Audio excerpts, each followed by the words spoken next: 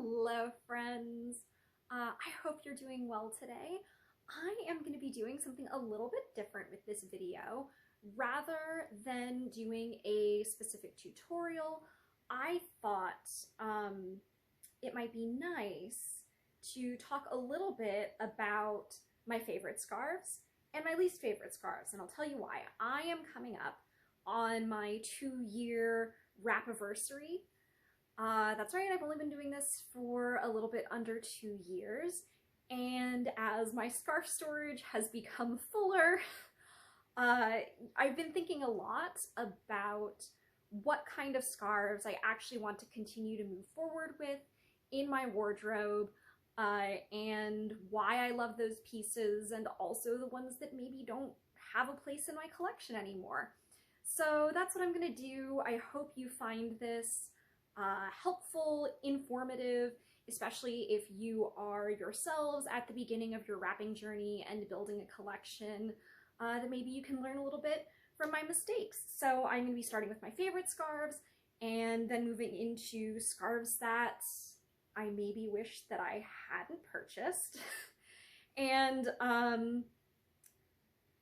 talking about, I'm going to be moving in chronological order because I feel like that is the most sensible way to proceed. So starting with the scarf that I'm wearing, which does not make the list. This is probably, I'm doing a top 5. This is probably number 6 in my collection right now, which I know I've talked about a lot recently. It is my apricot golden Israeli tichel, and I love it so much. And I'm gonna go ahead and take that off because I thought maybe it would be fun to do some wraps with these scarves as I move along as well. So I have a Rapunzel signature shaper on today. This is, speaking of favorite and least favorite, this is probably my least favorite shaper. Let me know if you'd be interested in me doing a breakdown on shapers or underpinnings in general.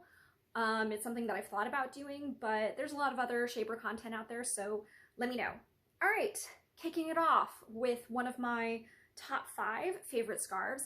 This scarf I purchased in the very first order that I ever made on Rapunzel, and that is the Tailored Perfection scarf. So this is not available anymore. It was on sale at the time that I bought it, which is part of the reason that I bought it. And so it actually, I keep it folded in half vertically because it has different sides. So on this side you have these stripes, and on this side you have this beautiful herringbone pattern, and it all has this sort of golden sparkly lurex thread running through it. This is probably one of the most worn scarves in my collection.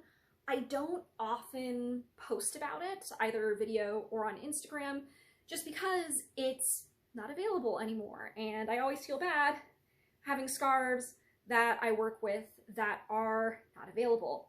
But I'm going to show you what it is that I love so much about this scarf, aside from it being in colors that I tend to wear a lot of. Like, I wear a lot of burgundies, I wear a lot of things in like gold tones.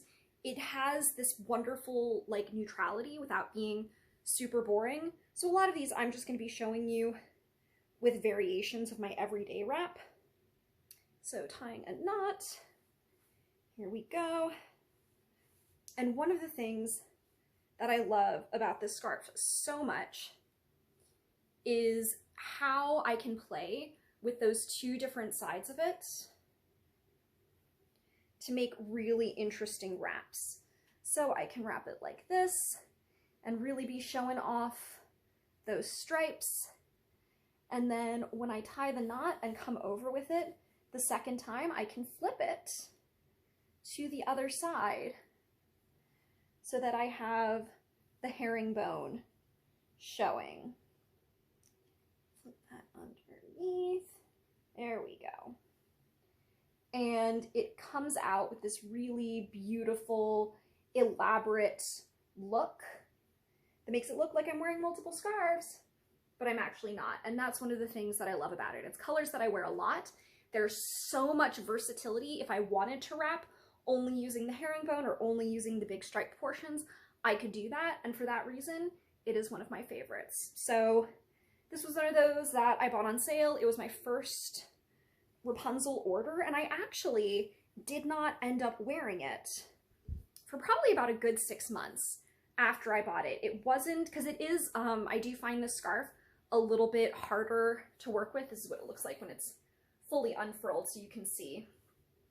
I did find it more difficult to work with without a shaper, and so before I owned a shaper, I found it a little bit too challenging as a beginner wrapper, which is one of the reasons that I always suggest that, you know, if you have scarves in your collection that you don't wear, that you don't vibe with, you know, maybe wait and see, because your skills will change, your preferences will change, and this went from a scarf that I never wore to one of my most beloved. Scarf number 2. I feel like I've talked about this a lot before.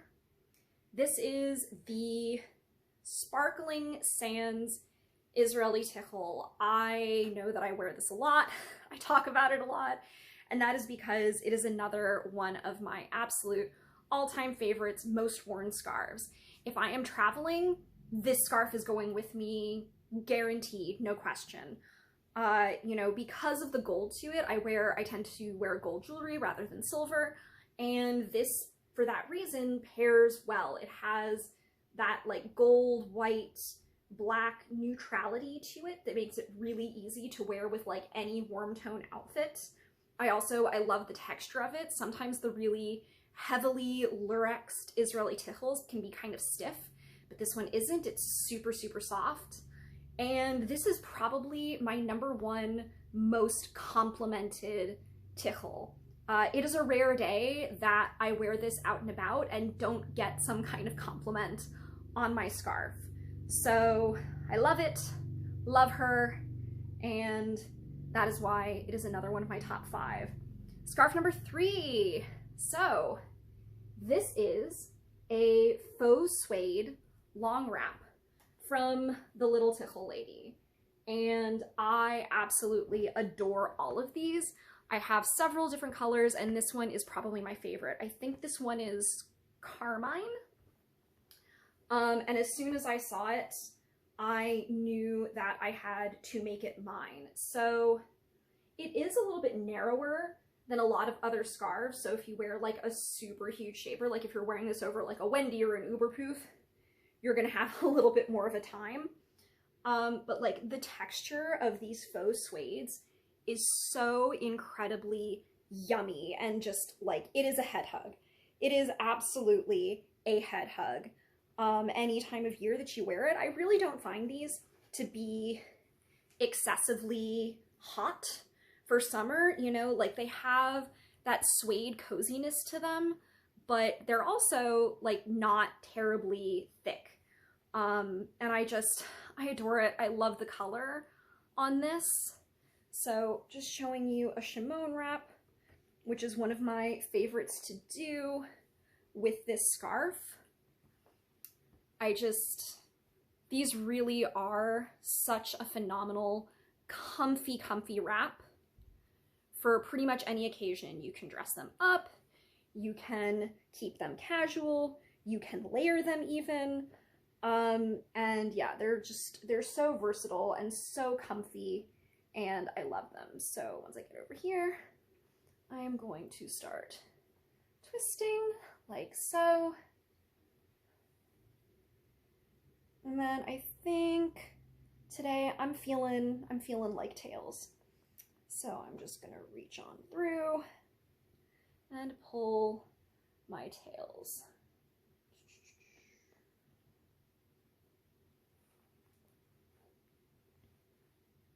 There we go. Yeah, I adore these. I have several colors. If I had the budget, I would probably own them all. And they are all just like, every time I wear them, I wonder to myself why I don't wear them more often, because it's like, it's a rainy day outside right now, and this is, it feels so nice. I don't really want to take it off.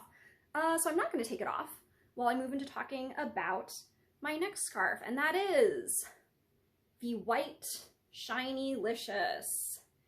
Now, I am not usually the biggest fan of wearing straight white or straight black completely by themselves. I don't think it tends to suit me very well, but I do think that if I had to pick between white and black, that white is better on me. I'm very fair, and so black tends to wash me out a lot more. And I used to never think that I could really wear straight white until I actually started wearing more of it. And I think that, you know, with the right makeup, it really does have a brightening effect. This is another scarf that is probably, like, if I'm traveling, it's going with me. It's white and silver, and it goes with so many things. And you really can't underestimate the utility of a scarf that goes with nearly anything. I'm a big fan of neutrals. I feel like the sparkle in this it's subtle enough. Like I'd wear this to the office. I do usually steer towards less sparkly scarves for workwear, but I would wear this to the office because it's subtle. It doesn't really scream, you know, fancy, but you certainly can fancy it up. So yeah, that is that one. And then finally, I will wrap with my number 5 scarf that I'm going to talk about, which is also, I think, unavailable at the moment.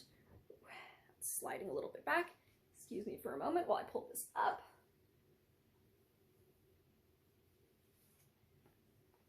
Okay, there we go.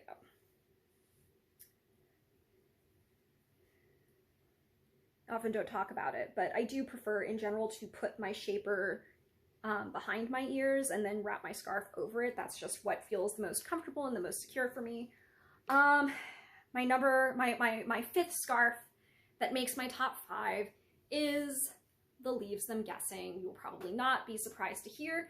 This was really tough competition with another one of my all viscose scarves.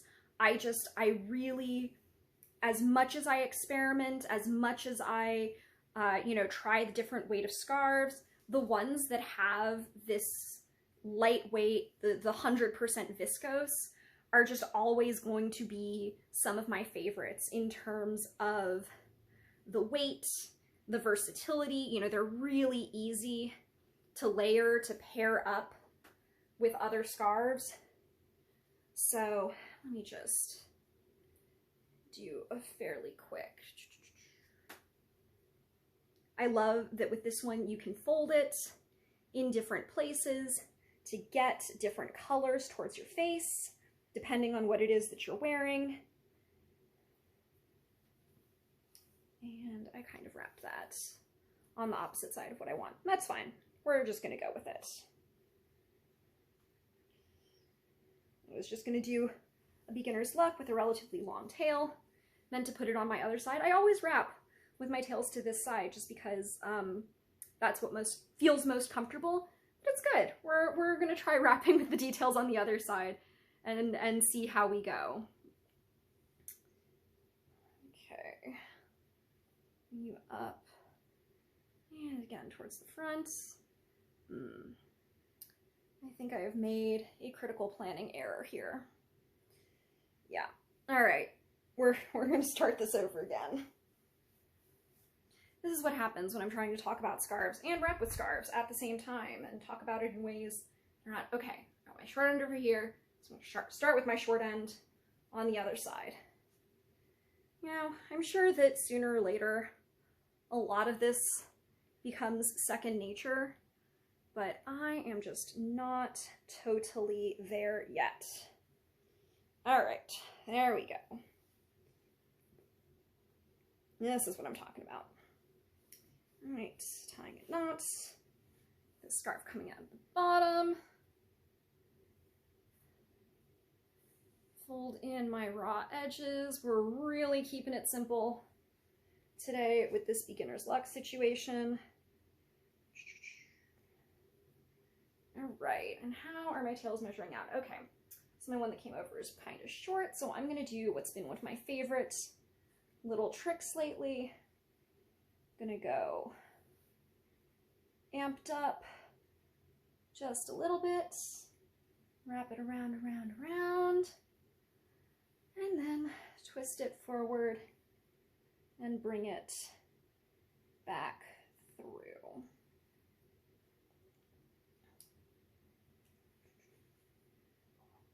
There we go. All right. So there's my little beginner's luck moment with this scarf. Yeah, I've talked about in my birthday sheer tails video how much I love this scarf, all the different colors in it that I tend to wear a lot of. I just think it's a really stunning combination. I have continued to wear it a ton, especially in the cooler months, and yeah, absolutely love it.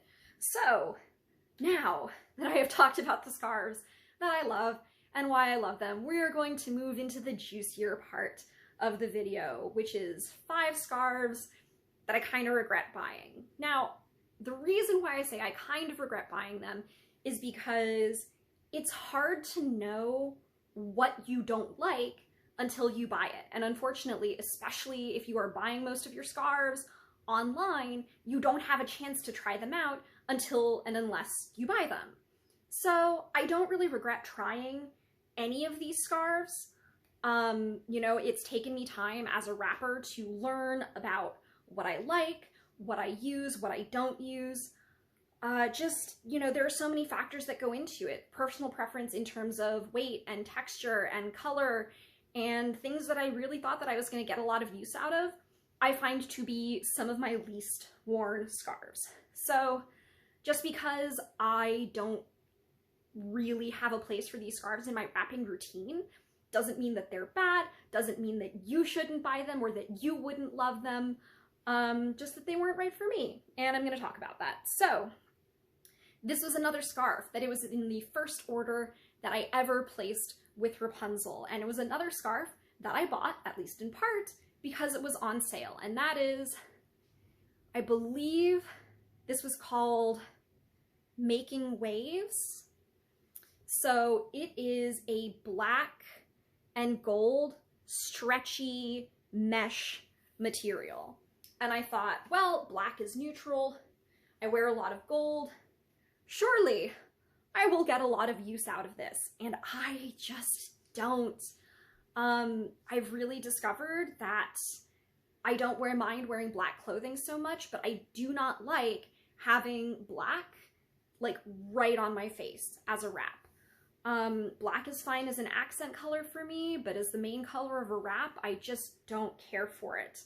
Another thing is that this scarf is really sheer, which makes it kind of hard to wear on its own. You can wear it over a black shaper, of course, but I always found that I wanted to pair something with it. And in spite of it being a very sheer mesh, the quality of it when I bunch it up, it's a little too bulky for me to be completely comfortable pairing it with other scarves. And so for that reason, I find that I just don't use it. You know, so in that sense, I kind of regret buying it. I'm gonna try not to fully like qualify every one of these scarves with, well, you know, I tried it, it didn't work out, so I guess I don't fully regret it. No, okay. If I were to talk about scarves that I would not be sad if they were no longer in my collection and instead I had that money back, this would be one of them. But, you know, live and learn. Scarf number 2 that I regret buying is this.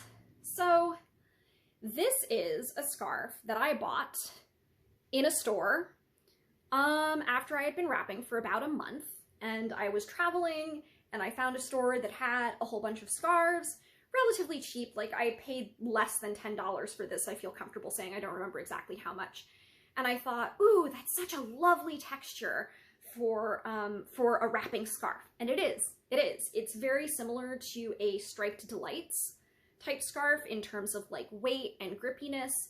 And so I bought it, and I've worn it maybe once when I was making a concerted effort to find something I could wear it with.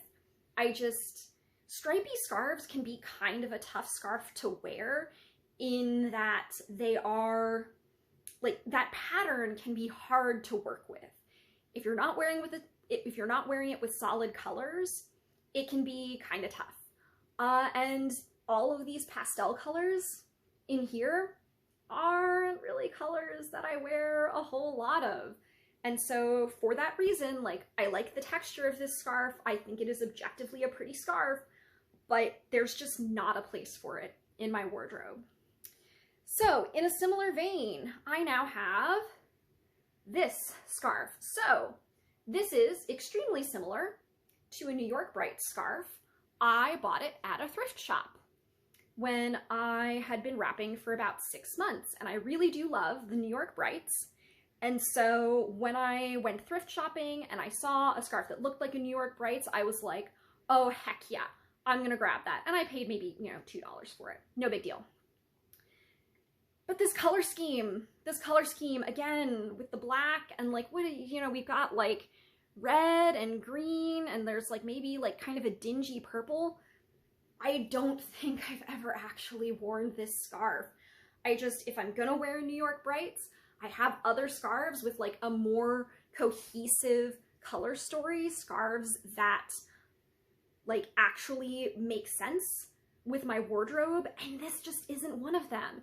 And I'll tell you what, it is a rare day that I walk into a thrift shop in this area and don't find a New York Brights equivalent scarf.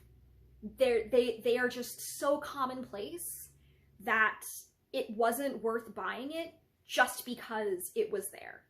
So let that be a lesson in terms of thrifting. Just because it's cheap, just because it resembles something that you would ordinarily be paying a lot more money for, doesn't mean that you need to buy it. All right, scarf number 4 on my regret list. I have this favorite t-shirt scarf in dark gray. So this was a purchase I believe I made the first Black Friday sale after I started wrapping, because I was just really curious about this favorite t-shirt scarf. It seemed like something that might be really comfy and cozy, and when I was thinking about what color to buy, I was like, well, let's just go with gray, because gray is neutral, gray goes with a lot. And I discovered 2 things. One, I don't actually like the favorite t-shirt scarves that much. I find them to be surprisingly bulky. And also, I will say, this also goes for the suedes, stretchy scarves can be really tough to wrap with, at least if you're not used to it, because my tendency certainly is always to pull them too tight initially and then end up with a headache. And you can't really do that with scarves that don't stretch, but when they do, it's really easy to pull them a little bit too snug and only realize like an hour or 2 later that you've made a mistake and now you got a headache. So I don't love that in general. I put up with it with the suedes because I adore them that much. But yeah, I don't love the favorite t-shirt scarves. I have tried, and they are just not really for me. And this color, this gray, it's too dark. It's too dark for me. It is like a charcoaly kind of gray, and it just washes me out and drains me anytime that I think about wearing it. So count this as another scarf that I don't think I've ever actually worn outside of the house. And now, 5th and final. All right, so this is a little bit more of a broad category, and this is also in the category of I kind of regret this, but also I'm withholding judgment. And to that end, I chose this is a tapestry scarf from Rapunzel. How beautiful, how stunning. Like, these are so phenomenally gorgeous, and I've never actually worn it because it is so thick. And this is any double layered pashmina. So like, some pashminas kind of have like a front side and a back side, and you can always tell because you can sort of like pull the layers apart a little bit. So like the tapestry scarves do this, the cranberry scarves do this, any double layered pashmina, I just, they fight me. They fight me and they win. And, again, maybe as my skill improves, as my comfort levels change, I will feel better wrapping with them. But as of right now, I I hold on to her. I hope that someday we'll be able to find a way forward together. And like, maybe it's just because like I have a small head, and so like everything ends up like looking that much bigger on me, but I can't. Now, that said, I will say about the tapestry and the cranberry scarves that I love using them as like scarves in the winter. Like this I have worn like to a formal event where it was like probably going to be warm enough during the day that I didn't need a jacket, but like in the evening was going to cool down just enough that I was going to want a little something, and this is phenomenal for that. And so for that reason, I'm contemplating kind of doing a destash. For that reason, I do not plan to get rid of this or any of my cranberries, even though as of right now, they never get worn on my head. So, you know, this is kind of the epitome of a scarf that is not a bad scarf. This scarf has done nothing wrong. It has committed no crimes. It's not for me. Not yet, anyway. So anyway, that is my top 5 scarves and top 5 regrets. So I hope you have found this interesting and illuminating, and if you have scarves that either you cannot live without or that give you endless grief, I would love to hear about it. I love hearing about other people's wrapping experiences. Like, especially I know that like the cult of the cranberry, people who love the cranberry scarves, like y'all are out there, and I have so much respect for you. Like, teach me your magic, teach me your ways. So anyway, I hope you enjoyed this. Until next week, that's a wrap for me. Thank you so much for watching.